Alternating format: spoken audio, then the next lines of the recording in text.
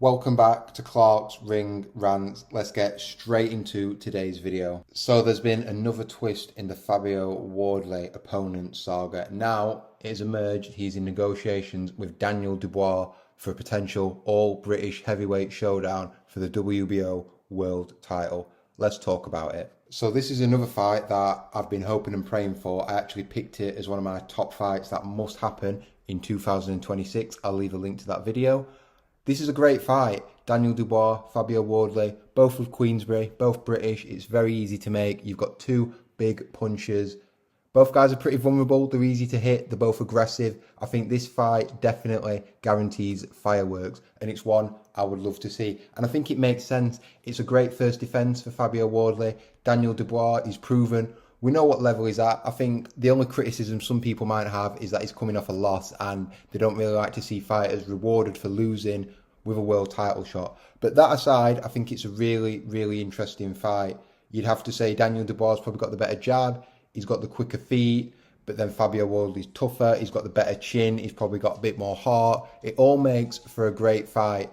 It'd definitely be the biggest puncher that Fabio Wardley's been in there with. As for Daniel Dubois, you lot can argue amongst yourselves in the comments below who punches harder, Fabio Wardley or Anthony Joshua. Either way, he's still a devastating puncher, and if he hits you on the chin, trust me, you're going to know about it. Ask Fraser Clark, ask Justice Hooney, ask Nathan Gorman, ask Joseph Parker. They all felt the full force of the Ipswich man's power. Fabio Wardley's manager in the last few days has made a few comments. He said they were really looking for the Usyk fight, they want to unify with him. Obviously, Usyk was pushing for the Deontay Wilder fight instead, but that never came to fruition. Deontay Wilder is now fighting Derek Chisora, another fighter who was mentioned as a potential opponent for Fabio Wardley. It seems to be that no one wants to fight Fabio Wardley at the minute. The risk-reward just isn't weighing up for these fighters. I've already said in a previous video, I think Chisora sees Wilder as a more winnable fight than Wardley at this stage. And as for Usyk, he's already been undisputed twice. Does he really care to do it a third time? At this stage in his career, he just wants the biggest money fights, and I don't think Fabio Wardley generates the kind of revenue and income that Usyk's looking for at this stage in his career. And then that leaves us with Daniel Dubois. It's an easy fight to make, like I just stated. Frank Warren said the other day, both fighters are likely to fight in either April or May, and there's no reason why it can't be against each other. I'm just sceptical as to whether we will actually get this fight. We know Dubois coming off that knockout defeat to Usyk last year. We don't know where he's at with things. He's had that old farce with Tony Sims, moving back to Don Charles.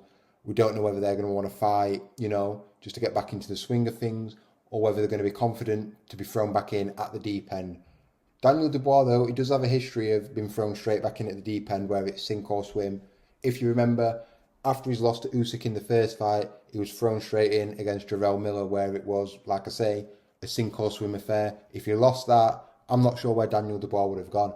But he bounced back, he put a good run together, he went on to stop Hrgovic, he went on to flatten Joshua at Wembley, and that culminated in a rematch with AJ. So, Dubois is used to these situations where it's high stakes, he's coming off a loss, he knows he has to perform, and maybe Fabio Wardley would bring out the best in him.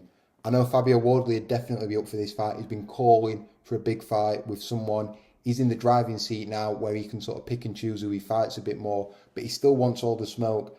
There's other potential fights there for him. There's Hrgovic, there's Zhang, but my preference would be this Daniel Dubois fight. I think it's a really, really interesting fight. If you had to ask me to pick a favourite at the minute, I mean, it's hard to bet against Fabio Wardley, isn't it? Every time you write him off, you think he's beaten, you think, nah, there's no way he'll beat this fighter.